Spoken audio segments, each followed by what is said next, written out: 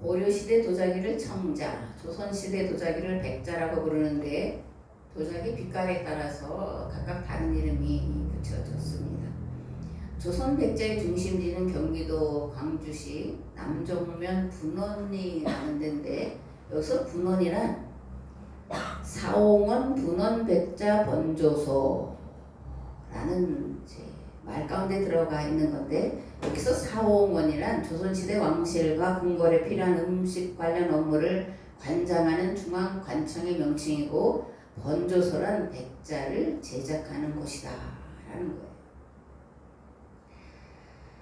분원에서는 1400년대 중반부터 가장 우수한 백자를 구워냈고 현재도 300여 개의 가마터가 남아있는데 육전조례라고 하는 책에 의하면 광주 분원에서는 1년마다 14,000여 문에 이르는 최상급 자기를 봄, 가을 두 차례에 걸쳐 왕실에 진상을 했다고 합니다.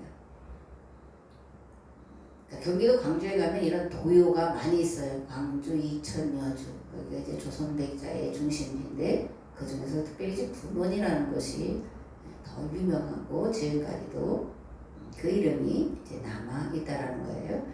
말씀을 도자기로 시작하는 이유는 오늘 함께 나눌 말씀 예레미야 18장과 19장이 토기장의 이야기로 시작하기 때문에 도자기 얘기에 대해서 잠깐 말씀을 드렸습니다. 예레미야 18장 1절에서 17절 말씀을 봉독하겠습니다. 여호와께로부터 예레미야에게 임한 말씀에 이르시되 너는 일어나 토기장의 집으로 내려가라. 내가 거기에서 내 말을 내게 들려주리라 하시기로 내가 토기장의 집으로 내려가서 본즉 그가 농로로 일을 하는데 진흙으로 만든 그릇이 토기장의 손에서 터짐에 그가 그것으로 자기 의견에 좋은 대로 다른 그릇을 만들더라. 그때에 여호와의 말씀이 내게 임하니라. 이르시되 여호와의 말씀이니라. 이스라엘 족속아 이 토기장이가 하는 것 같이 내가 능히 너희에게 행하지 못하겠느냐.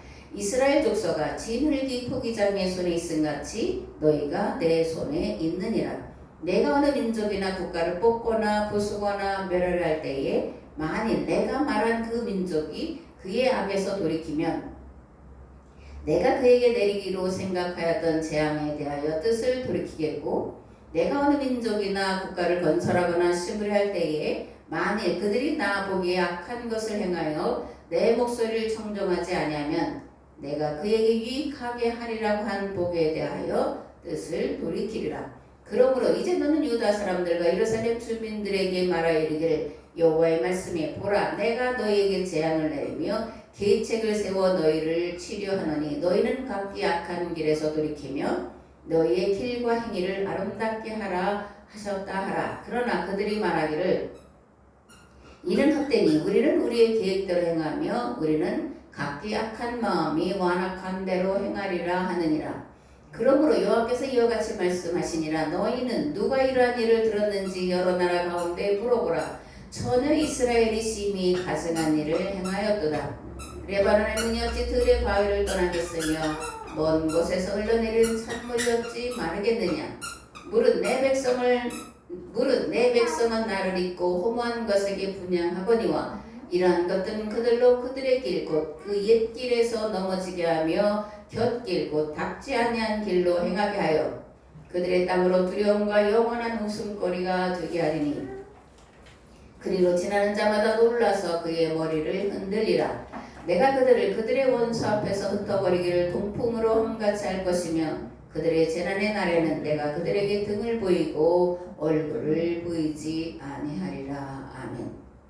하나님께서 예레미야에게 토기장의 집으로 내려가라 이렇게 말씀하셔서 토기장의 집에 내려갔더니 마침 이 토기장이가 진흙을 뭉쳐서 농로 즉 틀에 넣고 원하는 모양을 만들려고 했는데 어떻게 된 거예요? 다 뭉개지고 그리고 원하던 모양으로 만들어지지 않자 이 토기장이가 흙을 다시 뭉쳐서 틀에 놓고 원하는 모양으로 만드는 광경을 목격하게 됩니다. 이때 하나님께서 예레미야에게 이렇게 말씀하시는 거죠.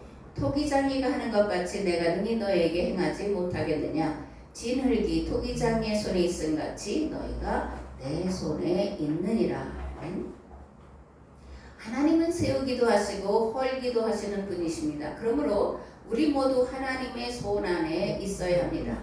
우리 삶의 모든 것을 주님의 능하신 손 아래 맡겨야 합니다. 그러면 선하신 능력으로 하나님의 일에 쓰기 합당한 거룩하고 깨끗한 그릇으로 빚어 주실 줄을 믿습니다. 아멘. 그런데 진흙이 토기장의 손에 있음 같이 너희가 내 손에 있다. 내가 헐기도 하고 세우기도 한다. 이렇게 말씀하시는 것을 문자 그대로 이해하면 하나님은 하나님 마음대로 하시는 분이라는 오해를 불러올 수가 있어요. 그러나 하나님은 전횡을 휘두르는 분이 아니라는 겁니다. 우리나라 어느 대통령처럼 자기 마음대로 입법, 사법, 행정을 휘두르는 그런 하나님이 아니라는 거예요. 하나님은 공의의 하나님, 법대로의 하나님이십니다. 그러나 하나님의 공의는 또 하나님의 법의 다른 측면은 긍휼과 자비와 측은히 여기는 마음이에요. 그렇기에 심판을 행하실 때는 경고 없이 급작스레 행하지 아니하시고 미리 경고하시고 무엇보다 돌이키기를 오랫동안 기다리시는 분이신 줄을 믿습니다. 여러분이 믿는 하나님은 어떤 분이실까요?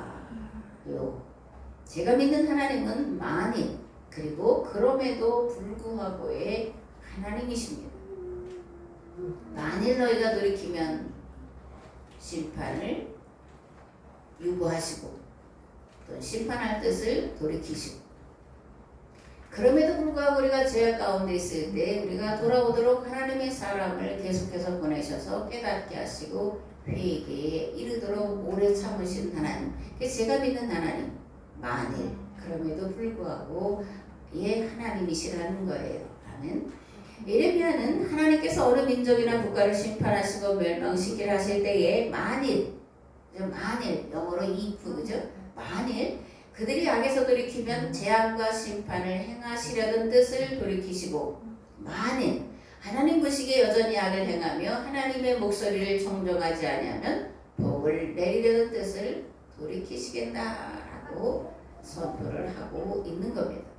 근데 요엘서 2장 12절에서 14절에도 이러한 동일한 말씀이 나오는 것을 볼 수가 있는데 여호와의 말씀에 너희는 이제라도 금식하고 울며 애통하고 마음을 다하여 내게로 돌아오라 하셨나니 너희는 옷을 찢지 말고 마음을 찢고 너희 하나님 여호와께로 돌아올지어다. 그는 은혜로우시며 자비로우시며 노하기를 더디하시며 인애가 크시사 뜻을 돌이켜 재앙을 내리지 아니하시나니 주께서 혹시 마음과 뜻을 돌이키시고 그 뒤에 복을 내리사 너희 하나님 여호와께 소제와 전제를 드리게 하지 아니하실는지 누가 알겠느냐.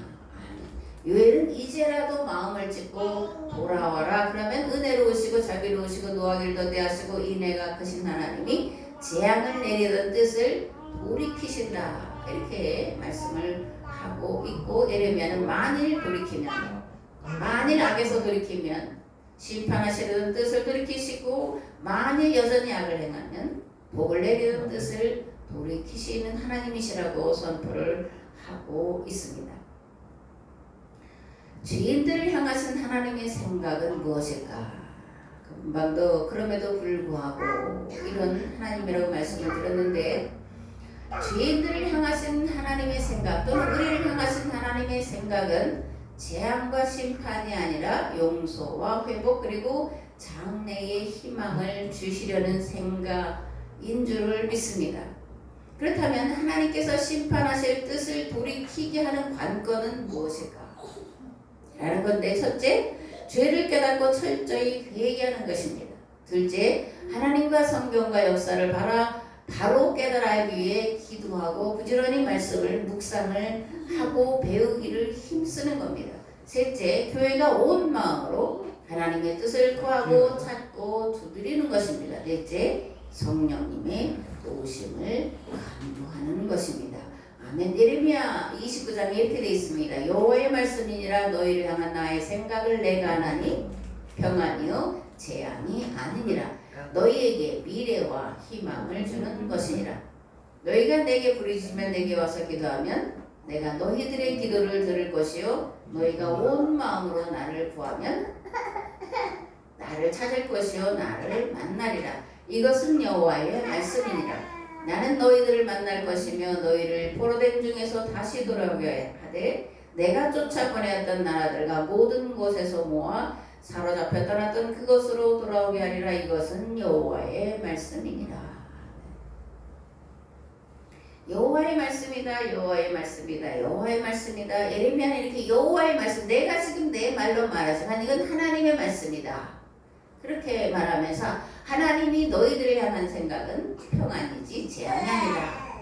미래와 희망을 주는 것이다. 그러므로 너희는 내게로 돌아와서 기도하라. 온 마음으로 나를 구하고 찾고 두드리라. 그러면 내가 너희를 포로된 중에서 다시 돌아오게 하겠다. 이것은 여호와의 말씀이다. 들어라. 이렇게 선포를 하고 있습니다.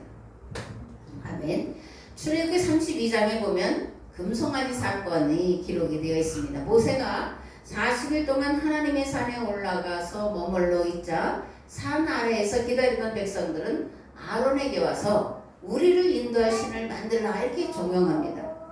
그래서 아론이 백성들의 말을 따라서 금을 가져오게 한 뒤에 그것으로 애굽에서 보았던 금송아지 신상을 만들고 그 신상을 향해서 이것이 너희를 애굽에서 인도해낸 신이라고 하는 망령된 말을 하고 그 앞에서 제사하는 죄악을 저지르게 됩니다.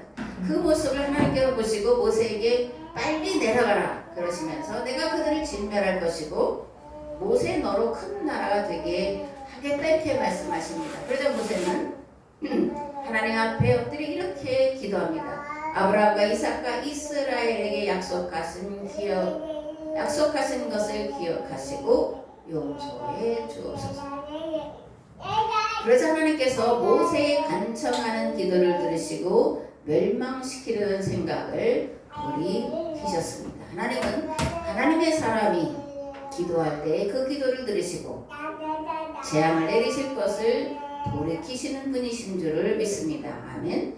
출애굽기 32장 9절에서 14절 말씀입니다. 여호와께서 또 모세에게 이르시되 내가 이 백성을 보니 목이 뻣뻣한 백성이로다. 그런즉 내가 하는 대로 두라. 내가 그들에게 진노하여 그들을 진멸하고 너를 큰 나라가 되게 하리라. 모세가 그의 하나님 여호와께 구하여 이르되 여호와여 어찌하여 그 큰 권능과 강한 손으로 애굽 땅에서 인도해내신 주의 백성에게 진노하시나이까.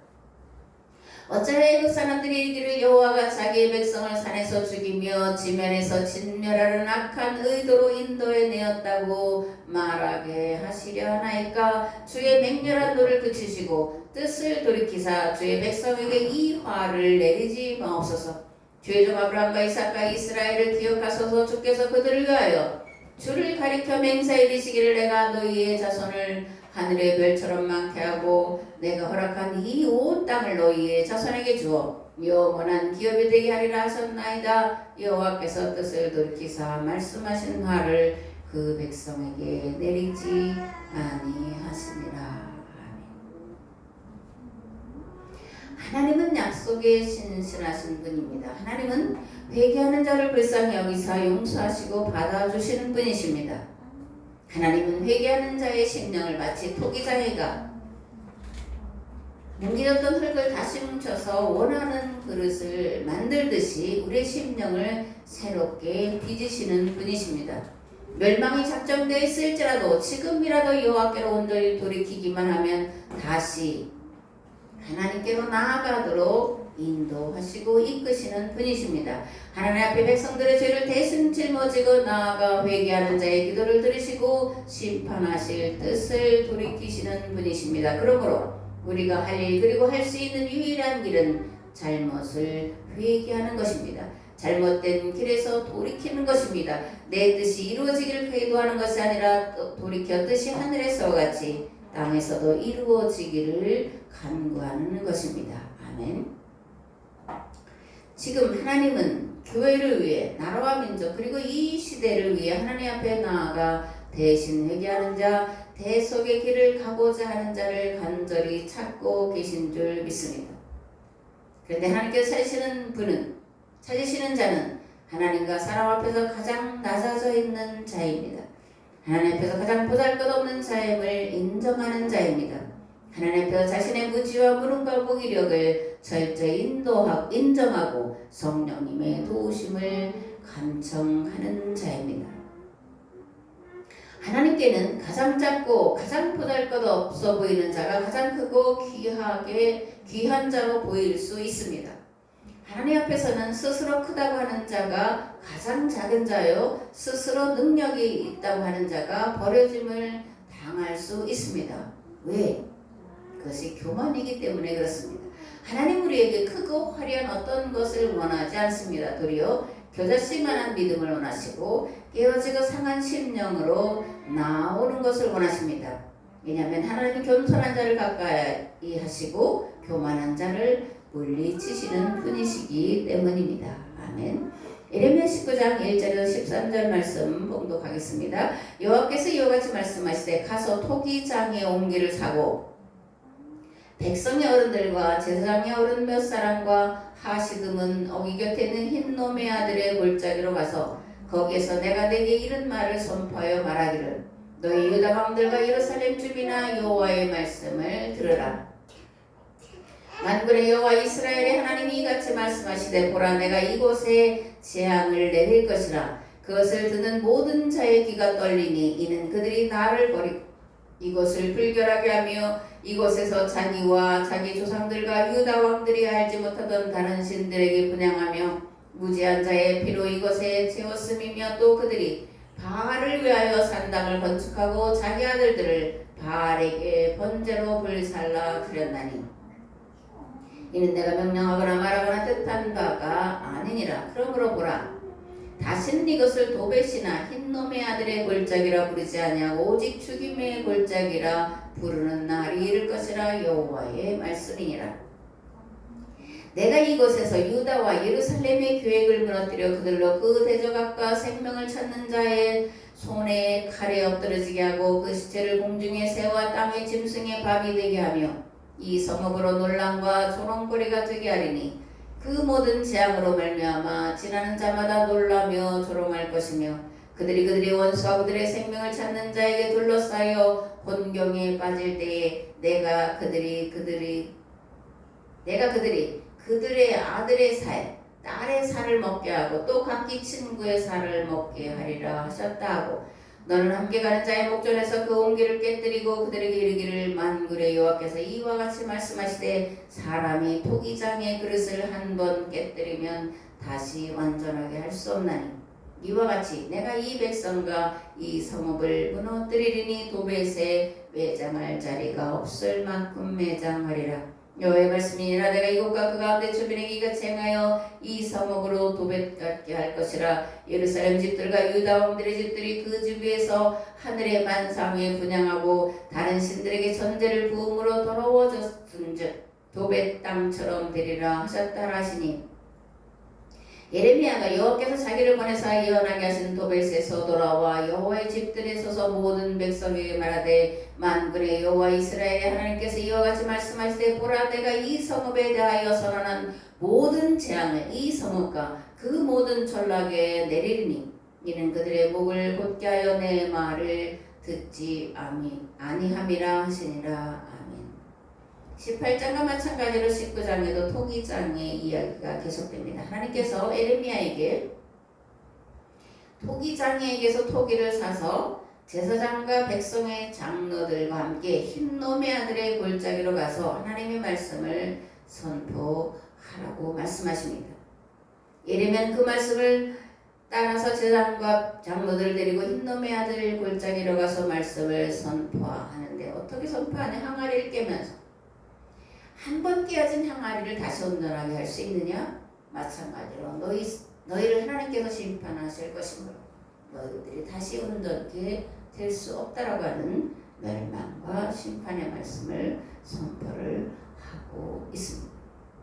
주워 담은 물을 다시 쏟아진 물을 다시 주워 담을 수 없듯이 깨어진 항아리를 다시 온전하게 만들 수 없듯이 하나님의 말씀을 듣기를 거역하고 자기의 길 바알의 길로 가면 하나님께서 반드시 심판하신다. 이런 말씀이에요. 여기서 이제 흰놈의 아들 골짜기는 지역명인데 이게 시나리오는 게헨나, 지옥 이런 뜻으로 이제 번역이 되어서 기록이 되어 있습니다. 하나의 지명이 거기에 우상숭배의 본거지가 되고 장사지낼 수 없을 만큼 많은 시체로 뒤덮이는 곳이 되겠다. 지옥과 같은 곳이 되겠다. 이렇게 이제 말씀을 하고 있다는 거예요. 그렇다면 하나님께서 왜 유다에게 이러한 심판을 작정하셨다고 말씀하실까? 그 원인이 뭐라는 거냐? 예레미야는 이렇게 말합니다. 너희들이 하나님을 버렸기 때문이다. 하나님을 버렸다는 뜻이 뭐냐? 하나님을 섬기지 않았다라는 거냐? 그게 아니라 하나님의 말씀대로 하나님과 맺은 법대로 살지 않았다라는 것을 하나님을 버렸다 이렇게 말씀을 하고 있습니다. 여호와 하나님만을 섬기라고 말씀하시는데 이들은 여호와도 섬기고 다른 신들도 섬겼기 때문이라는 거예요. 이들은 바알의 산당을 세울 뿐만이 아니라 어떻게 하냐면 자기 아들들을 번제로 불살라서 바알에게 또는 몰록에게 제사를 드렸다라는 거예요. 무죄한 자의 피를 흘리게 했기 때문에 너희들은 멸망할 것이다 라는 겁니다. 바알뿐만이 아니라 일월 성신도 섬겼는데 하나님은 이스라엘이 애굽 땅에서 바알의 노예뿐만이 아니라 신들의 노예로 비참하고 그리고 처참한 삶을 살 때에 능력과 권능으로 이끌어내셔서 쉼과 자유를 주셨고 40년 동안 광야에서 말씀대로 따라 사는 삶을 훈련시키고 교육시킨 다음에 가나안 땅에 들어가도록 허락을 하셨습니다.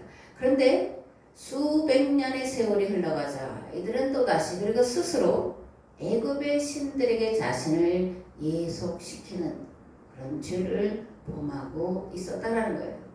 가나안의 신 바알과 아세라를 섬기기에 여념이 없었고 심지어 아들을 태워 번제로 드리는 있을 수 없는 그런 죄악을 자행하고 있었다라는 거예요. 이들에 대한 하나님의 심판은 뭐냐? 주변 나라들의 놀람과 조롱거리가 되게 하시는 거였습니다.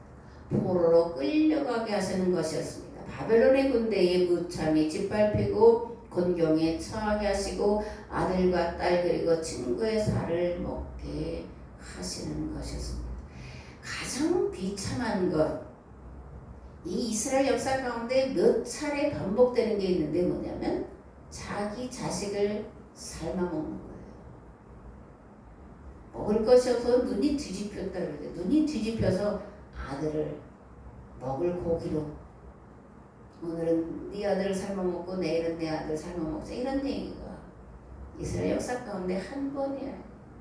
그런데 또다시 이런 일이 반복될 거다 이렇게 이제 말씀을 하고 있다라는 겁니다.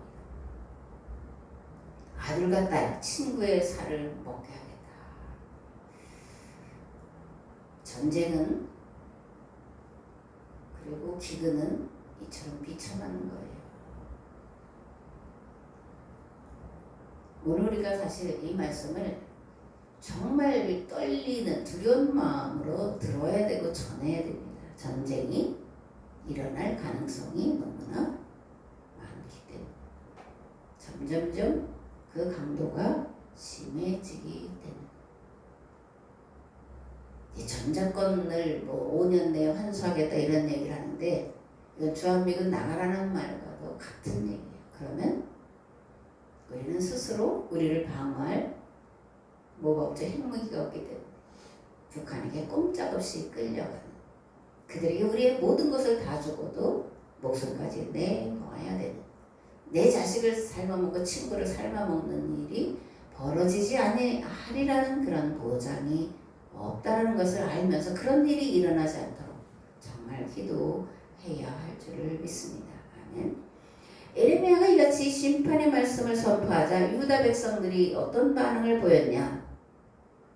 에레미야는 회개할 것을 기대했지만 정반대의 반응을 보였다라는 거예요. 에레미야를 죽이려고 하는 자들과 에레미야가 선포하는 하나님의 말씀을 무시하자 하는 그런 사람들이 여기저기서 일어났다라는 거예요. 특히 20장에 이제 다음 주에 볼 거지만 20장에 보면 임멜의 아들 제사장 바수를, 제사장이 유다에 대한 심판의 말씀을 듣고 에레미야를 잡아다가 때려요. 그리고 문 위층에다가 목에 씌우는 나무 고랑으로 채우고 가두어 둡니다. 그리고 이튿날에 이제 풀어주긴 했는데 에레미야가 이런 바술에게 심판의 말씀을 선포합니다. 바술아, 너와 네 집에 사는 모든 사람이 포로되어 옮겨지리니 네가 바벨론에 이르러 거기서 죽어 거기 묻힐 것이라. 너와 너의 거짓 예언을 들은 네 모든 친구도 그와 같으리라. 거짓 예언을 하는 자에게만 심판이 임하는 게 아니라는 것을 알아야 됩니다.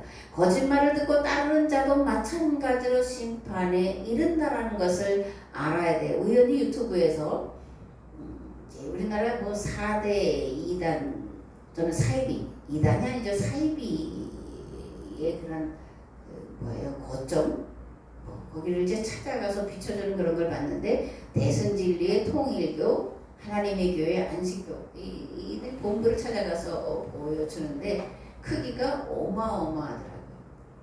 우리는 통일교 거기 가평으로 가면 거기만 그렇다고 생각하지만 대순진리, 이 여주 쪽에 가면 대순진리 아주 크게 자리를 잡고 있는데, 또 하나님의 교회 안식교 본부, 근데 크기가 어마어마하더라고요. 그리고 아주 잘 닦여져 있어요. 아름답게 꽃으로 장식해 놓았고, 그리고 이들을 따르는 무리가 수십만에 수백만. 네, 이른다고 하는 거예요. 그런데 이들이 심판을 받을 때에 몰라서 그랬습니다, 또는 속아서 그랬습니다 라고 변명할 수 있냐? 그 변명이 통하느냐? 절대 아니라는 거예요. 마귀와 함께 예비된 영원한 불못에 빠지라는 그런 심판의 명령이 떨어질 거라는 겁니다. 거짓말하지만 거짓 예언을 하는 자에게만 심판이 임하는 게 아니에요. 그 거짓 예언을 듣고 따르는 자들에게도 동일한 심판이 이른다라는 것을 알아야 됩니다. 계시록에 이렇게 되어 있습니다. 그러나 불의하는 자들과 믿지 아니하는 자들과 흉악한 자들과 살인자들과 음행하는 자들과 점술가들과 우상 숭배자들과 거짓말하는 모든 자는 불과 유황으로 타는 못에 던져지리니 이것이 둘째 사망이라. 거짓말을 하는 자와 거짓말을 따르는 자에게 둘째 사망이 임하는데, 불과 유황으로 타는 못에 던져지는 심판이 임한다라는 겁니다. 아멘. 에레미야가 심판과 멸망의 말씀을 선포할 때 어떤 모습으로 선포를 했을까? 오늘날 목사들이 가운을 또 입고 어떤 이들은 또 박사 가운을 입고 목사보다 박사 소리를 더 좋아하고 그런 참 우스꽝스러운 짓들을 벌이고 있는데, 에레미야는 그러면 멸망과 심판의 말씀을 선포할 때 어떤 모습을 하고 선포했을까? 담담하게 무표정한 모습으로 선포했을까? 아닙니다. 눈물로 통곡으로 선포를 했습니다. 멍에를 메고 벌거벗고 포로로 끌려가는 그런 행색으로 말씀을 선포했습니다. 옥에 갇히고 매맞고 조롱당하는 삶으로 하나님의 말씀을 선포했습니다. 그렇게 하지 않고서는 도무지 견딜 수 없게 할 수 있는 모든 방법을 동원해서 백성들이 알아듣도록 선포를 하려고 몸부림쳤습니다. 그리고 백성들이 하나님의 말씀임을 알아듣기를 간절히 간구하며 선포했습니다. 그러나 끝내 이들은 귀 닫아버렸고 눈 감아버렸고 그 결과 바벨론에 멸망당하고 말았음의 역사가 증명을 하고 있습니다. 오늘 대한민국이 처한 현실 어떠냐? 온갖 죄악과 거짓과 술수가 난무하는데, 그런데 안전하다, 평안하다, 괜찮다, 이런 말들이 또한 번지고 있는 것이 현실입니다. 교회가 목사들이 성도들이 부정과 불법과 불의에 대해 눈 감고 귀 막고 입 닫고 있는 것이 오늘 대한민국이 처한 현실이요. 거기다가 안전하다, 편안하다, 괜찮다 이렇게 말하고 있는 현실이라는 겁니다. 비상나팔을 불어야 할 때에 평화의 나팔을 불고 있는 것이 오늘 대한민국 특별히 교회 강단의 현실이라는 거예요. 정신을 차리지 않으면 어느 순간, 그죠? 설마가 현실로 된 거는 우리가 목격하며 살아가잖아요. 설마 될까 그런데 돼서 전행을 휘두르고 있는 것을 보잖아요. 이러한 때에는 안전하다, 평안하다, 괜찮다 를 말해서는 안 됩니다. 비상나팔을 불어야 된다는 거예요. 이제라도 회개하고 돌이켜라. 그러면 혹시 하나님께서 용서해 주실지 어찌하냐 이런 말씀을 선포해야 된다라는 겁니다. 교회와 성도는 이 시대를 향한 하나님의 입이에요. 하나님의 발이고 하나님의 나팔입니다. 그러므로 분명한 소리를 내야 돼요. 만약 나팔이 분명한 소리를 내지 못하면 그 시대는 심판과 멸망에 이를 뿐이고 그에 대한 책임은 하나님께서 교회와 성도들에게 물으신다라는 것을 우리는 알아야 됩니다. 교회는 세상구원 공동체예요. 하나님의 세상구원 계획의 동력자요 대행자이기 때문에 세상이 멸망하면 그 책임은 안 믿는 자들이 아니라 정권을 가진 자들이 아니라 교회에게 오늘 우리에게 물으신다라는 것을 정말 가슴 깊이 새겨야 합니다. 오늘 하나님은 교회를 향해 이렇게 탄식하고 계십니다. 내가 누구를 보내며 누가 우리를 위하여 갈고. 이렇게 기도했습니다. 주님, 제가 여기 있습니다. 나를 보내소서라고 대답할 준비가 되어 있지 않음을 회개합니다. 그러나 주님, 주께는 능치 못함이 없사오니 우리를 새롭게 빚으사 거룩하고 흠없는 교회로 세워 주옵소서. 성령님의 도우심과 동행하심을 힘입어 이 시대의 죄를 대신 짊어지고 대속의 길 가는 교회와 성도로 세워지게 하옵소서. 정말 예레미야서를 읽고 말씀을 준비할 때마다 이 견딜 수 없는 마음이 제 안에 있어요. 그러면서 이렇게 기도하면 하나님 내가 뭔데 아무것도 할 수 없는데 왜 이런 마음을 가지고 이렇게 가슴 아파하는지 참 모르겠습니다. 할 수 있는 사람을 좀 보내주옵소서. 오늘 우리가 내가 할 수 없다면 하나님 이 시대에 하나님의 사람을 보내주옵소서라고 기도는 해야 할 줄을 믿습니다. 그러면 그렇게 간절하게 절박한 마음으로 기도하는 자의 기도를 들으셔서 하나님께서 반드시 이 시대 한국교회 우리를 살리기 위해서 하나님의 입으로 하나님의 손으로 하나님의 발로 하나님의 나팔수로 쓰실 사람을 보내주실 줄을 믿습니다. 아멘. 이제는 길과 진리와 생명 되신 예수 그리스도의 은혜와 아버지 하나님의 무한하시고 극진하신 사랑하심과 성령님의 감화 감동 교통 역사하심 하나님 이 시대를 구원할 한국교회를 구원할 하나님의 사람을 보내주시옵소서. 기도하기로 결단하고 돌아가는 삶의 자리 위에 가정과 직장과 자녀들 위에 그리고 이 나라와 이 민족 위에 이제부터 영원토록 함께 하옵시기를 간절히 축원하옵나이다. 아멘.